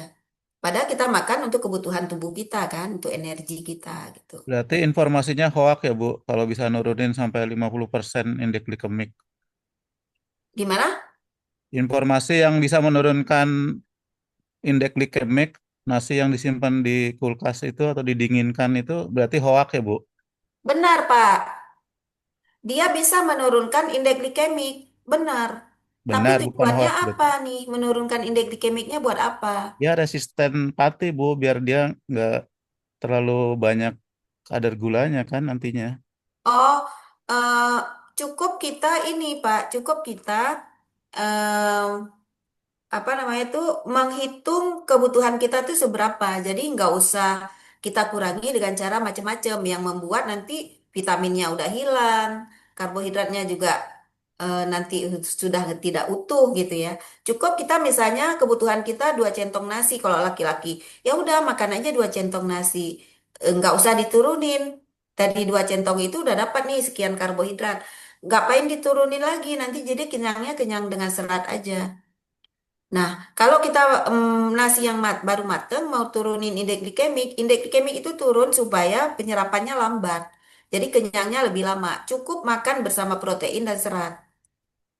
Jadi jangan dibikin khusus lah. Enak juga nggak enak ya, udah taruh kulkas Berarti baru. harus di counter tuh, Bu, hoak-hoak yang ada di medsos itu, Bu. Ya gimana? Di medsos Iya. banyak banget beredar Nah, macam-macam. makanya itu Kan kadang-kadang harus. Ya mungkin kita harus lebih ini ya, lebih selektif lah dalam mengambil petunjuk-petunjuk ya. Di medsos itu kan siapa aja bisa nulis, siapa aja bisa kasih pendapat ya. Tapi ya kita selektif aja lah memilih. oke. Begitu Pak Bayaji? Ya, siap, makasih. Oke, siap. Betul, Bapak. Jadi mungkin karena dengan perkembangan teknologi sekarang ya informasi cepat banget, kita nggak tahu kebenarannya. Mungkin yang perlu kita perkuat adalah ilmu kita ya, Dok ya. Jadi bisa langsung Iya. konsultasi ke ahlinya itu salah satu yang bisa untuk mengurangi hoax itu menyebar makin luas gitu ya, Bu ya. Oke, baik. Dokter, terima kasih untuk waktunya dan ini mohon maaf kepada Bapak Ibu karena banyaknya pertanyaan dan ada yang personalize sehingga Kalau kita jawab sepertinya nanti sampai jam 9 malam juga belum kelar ini Bapak Ibu. Jadi mungkin boleh Bapak Ibu nanti kalau mau menyimak kembali, ini beberapa pertanyaan sudah disampaikan dokter. Barangkali Bapak Ibu tadi datang agak terlambat ya, tapi sudah dijelaskan. Boleh nanti setelah ini akan kita upload. Mohon izin ya dokter, nanti kita akan Iya. upload di YouTube ISQ MPP. Bapak Ibu bisa menyimak di sana. Nanti kalau bingung linknya yang mana, mohon maaf, boleh minta di admin kami yang biasa membagikan informasi di WA Bapak Ibu. Mungkin itu saja Bapak Ibu. Mohon maaf sebelumnya atas beberapa pertanyaan yang belum terjawab dan seperti biasanya sebelum kita tutup agenda webinar rutin kita pada hari ini luar biasa 150 bahkan 60-an peserta tadi yang join dokter. Semoga ilmunya bermanfaat. Semoga Amin. makin Bapak Ibu makin dan juga saya ini dok tertrigger nih. Allahu Akbar. Ternyata selama ini dosa-dosa saya tertumpuk setiap harinya lewat makanan. Tadi saya lihat 5 sendok makan ya dok ya untuk karbohidrat. Ini saya obesitas dok. Jadi saya waduh ini memang hasil akumulasi harian begitu dok. Oke, baik Bapak Ibu, boleh sebelum kita tutup sesi pada sore hari ini, Dokter Laila boleh menyampaikan closing statement nih untuk Bapak Ibu semuanya dari eh, alumni training ISQ MPP ataupun yang dari umum yang join, baik yang sudah pensiun ataupun masih mempersiapkan masa pensiun. Silahkan Dokter Laila.